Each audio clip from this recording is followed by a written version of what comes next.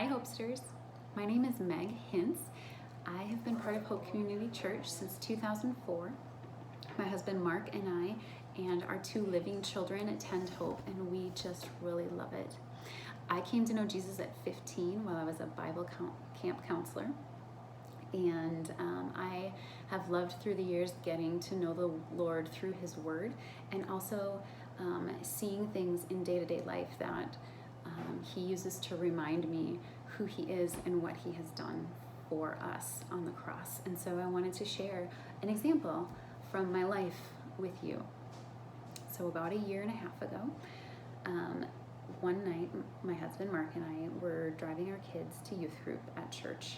It was winter, which means it was already dark by the time we were on our way. And about 2 blocks from Hope, there are some train tracks for the Metro Transit trains. And as I was driving past, Mark and I noticed that there was a man in a wheelchair who was on the train tracks, and he was waving his arms and he was screaming. And even though the windows in our van were closed, we could tell he was screaming for help, help.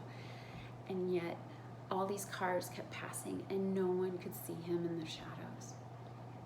So we very quickly are able to pull into the US Bank Stadium and turn our van around to come back and help him get off the tracks. When we're still about half a block away, Mark and I noticed to our terror that the arms to block off the tracks start to come down. The lights are flashing, which signal to everybody that a train is coming down the tracks right now.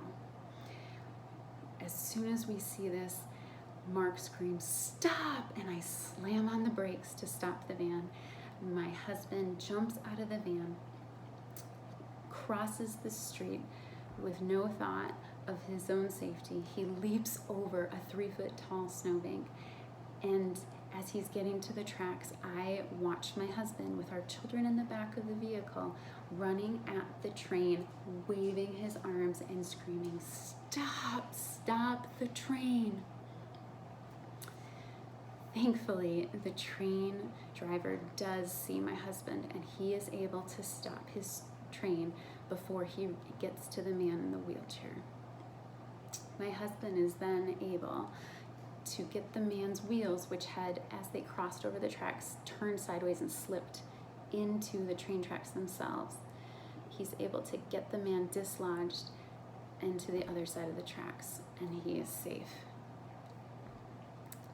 Mark had run up behind him, and he didn't even know he was coming, and so when he heard someone screaming, "Stop the train," the man said he really thought an angel had come from the Lord to help him.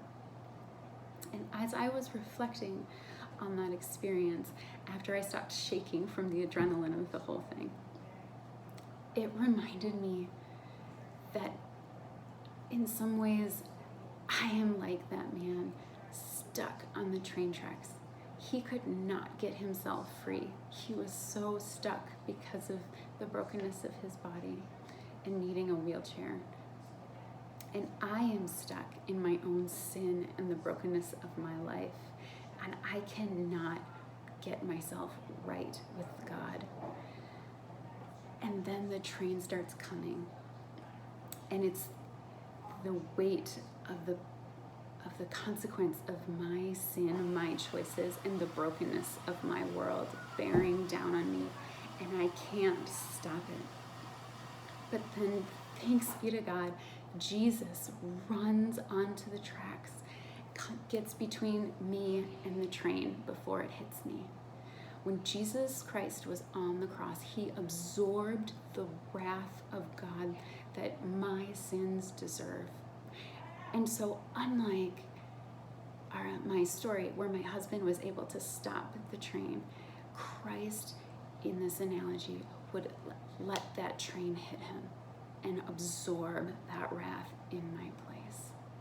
But Jesus has come. He has taken our place. He has rescued us from imminent doom and been so that we are able to be reunited with God. For there is therefore now no condemnation for those who are in Christ Jesus. Jesus Christ has absorbed the punishment that the brokenness of our life deserves.